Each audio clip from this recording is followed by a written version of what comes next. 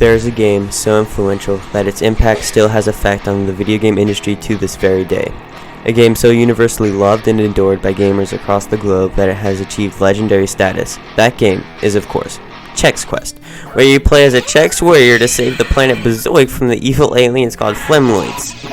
No, I'm just kidding. It's Doom.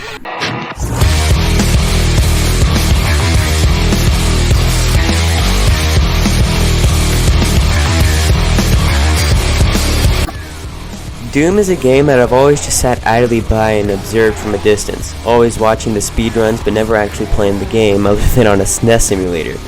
Until 2020, that is, when I finally bought the game due to be bored out of my mind, and oh boy, do I love myself for doing that. From the moment I picked up the game, I was like, hell yeah, slaying demons, heavy metal, and guns, three things that always go well together. How could you not love this game? In Doom, you play as an unknown marine named Doom Guy, or more recently known as the Doom Slayer, where after assaulting a superior officer, John Doomman gets sent into a scientist base where they do nerd stuff and accidentally summon demons and start a demonic invasion. Well, surprise, surprise, Doom Guy is the only one that survives, and it is now your job to slay the demons and stop the invasion. Doom's progression system is split up into 4 episodes: Knee Deep in the Dead, The Shores of Hell, Inferno, and Thy Flesh Consumed, which was only available in the Ultimate Doom. But we only count 3 because episode 4, Thy Flesh Consumed, sucks big balls and is just glorified DLC, and you cannot convince me otherwise. Today, I'll just be discussing episode 1, Knee Deep in the Dead. Episode 1 of Doom is one of the better episodes of the game. The first 2 episodes are great, third one is fine, and we just don't talk about episode 4. Episode 1 starts off with a bang. E1M1, one of the greatest levels in all of gaming history, sitting up there with World 1-1 in Mario and Green Hill Zone in Sonic.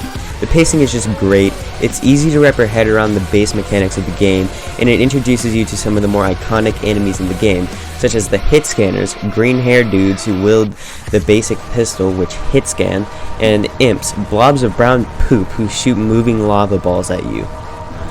The next level, E1M2, does a great job at introducing you to the key cards while not being too labyrinthian. It tells you, okay, I need a blue key card to open blue doors, red cards to open red doors, and yellow cards to open yellow doors, without being too complex for new players to wrap their heads around. It also encourages exploration with its secrets and items hidden all over, and introduces a new enemy called a shotgunner, which was a shotgun.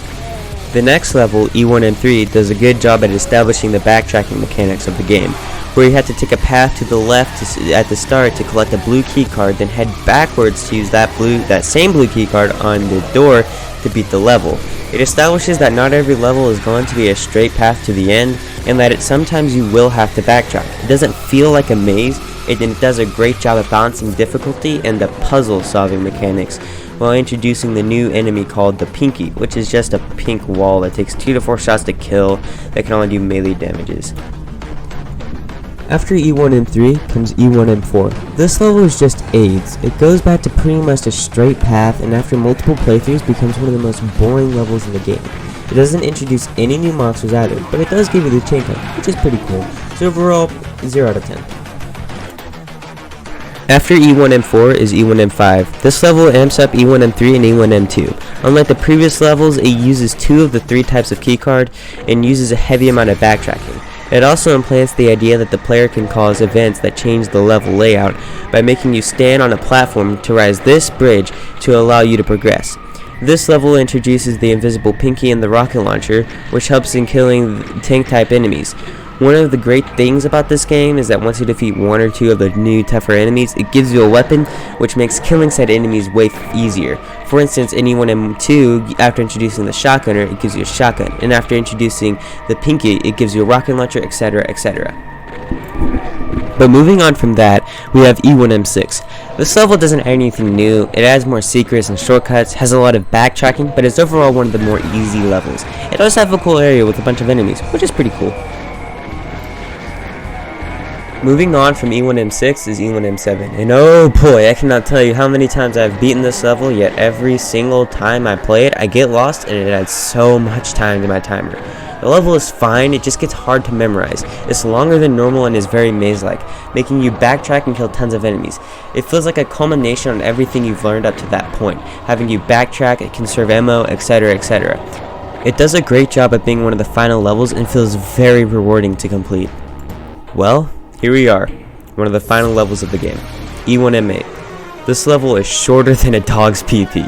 Just one left and you're there, at the final boss of the episode, the Barons of Hell, which is stupidly easy. All you gotta do is circle strafe and hit the Barons with your rockets, and within minutes you'll have beaten episode 1. Overall, I give Doom an 8 out of 8, pretty great, can relate.